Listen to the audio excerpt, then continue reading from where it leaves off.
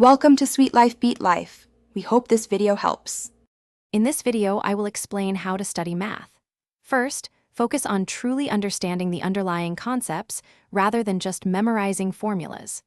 This foundational knowledge is crucial for tackling complex problems. Next, consistent daily practice is key.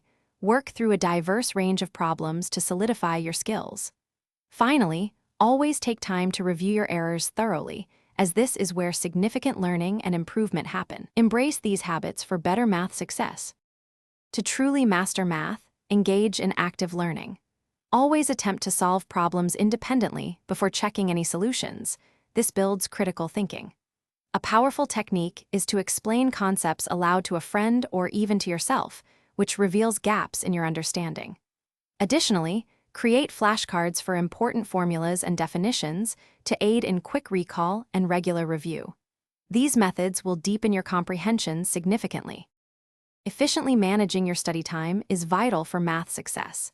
Try breaking your study sessions into focused 25-minute intervals, followed by short breaks, a technique known as the Pomodoro method. These brief pauses help maintain concentration and prevent mental fatigue.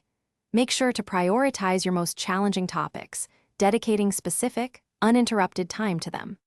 This structured approach ensures productive and sustainable learning over time. Don't hesitate to use all available resources. Your textbook is a primary tool, but also explore online tutorials and educational videos for alternative explanations. Joining a study group can provide new perspectives and help clarify difficult concepts through peer discussion.